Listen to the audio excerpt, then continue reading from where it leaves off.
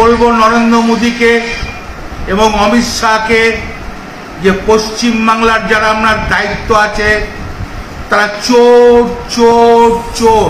জলপাইগুড়ি বানারঘাট যে বিজেপির পার্টি অফিসটা দেখছেন, ওপরে পার্টি অফিসের ফ্ল্যাগ আর এফসিআর গোডাউনে ব্যাপক চাল ঢোকানো পার্টি অফিস। চালটা কোথাকার? এফসিআর। এই তো সেই আগের দিন দেখলাম অনশনে বসেছিল নাকি দিলীপ বাবু, বসেছিলেন শান্তন, বসেছিলেন টেকোটা টাকুয়া। লজ্জা লাগে না এফসিআর গোডাউনের চাল বার করে পার্টি অফিসে ঢোকাতে? আবার বড় বড় কথা বলেন, তৃণমূলের লোককে চোর বলেন। লজ্জা লাগা দরকার। রাজনীতি করতে জানেন না, মাঠে ময়দানে মিশতে পারবেন না, মানুষের সঙ্গে থাকার ক্ষমতা নাই। সরকারি চাল, কেন্দ্র সরকারের চাল এফসিআর গোডাউনে বস্তায় স্ট্যাম্প মারা আছে, সেই চাল বার করে বিজেপি পার্টি অফিসে ঢুকলো কি করে?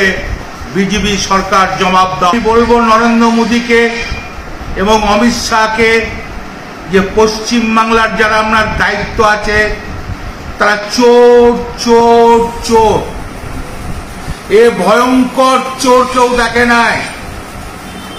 এখনকার দিন আনা দিন খাওয়া মানুষ, খেটে খাওয়া মানুষ,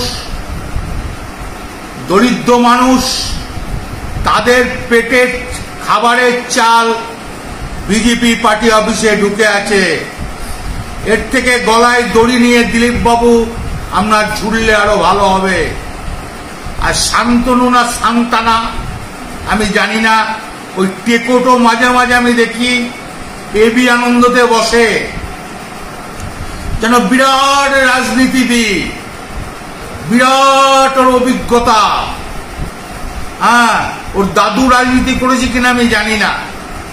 তো টেকোটাকে জিজ্ঞেস করি, টেকো তুমি কথায় কথায় বলো টেকো। আর দাঁত খেচা, দাঁত খেচার নামটা জানেন তো? রাহুল সিনহা। দাঁতটা খিচিয়ে খিচিয়ে কথা বলে বান্দরের মতো। ও যে খেচা রাহুল সিনহা, দাঁত খেচা রাহুল সিনহা। তা আপনাকেও জিজ্ঞেস করি, এই আমরা শিলিগুড়ির পার্টি অফিসের চালটা দেখার পর আপনি কি বলবেন? দাঁত খেচো, দাঁত খেচো কিছু বলুন। আর দিলীপ বাবু আমি তো কথায় কথায় বলেন দেখে লোবো, করে লোবো, খেয়ে লোবো, লিয়ে লোবো। তা দিলেই তো নিলেন চুরি করা চাল, সরকারের চাল আপনি লিয়ে নিলেন। লজ্জা লাগে না? আমরা মানুষের পরিচয় মিথ্যাবাদী দল। এখনো রাজ্যের 36,000 কোটি টাকা দিতে পারলেন না। আমরা ধার চাইছি নাকি? আমার রাজ্যের পাওনা টাকা, আমি রাজ্যের মানুষ হিসেবে বলছি, রাজ্যের পাওনা টাকাটা দিয়ে দিন। দাঁত খেচো একবার প্রধানমন্ত্রীকে বলো। আর মাথা মোটা দিলীপ বাবু, মাথায় তো কিছুই নাই, খড়কুটো ভরা আছে। তা খড়কুটো যখন নড়ে বেড়ায় মাথাতে, তখন যা মন তাই বলো। আর টেকো, তোমার মাথায় যখন রোগ লাগে তুমি তোমার বিভ্রান্ত করে বেড়াও।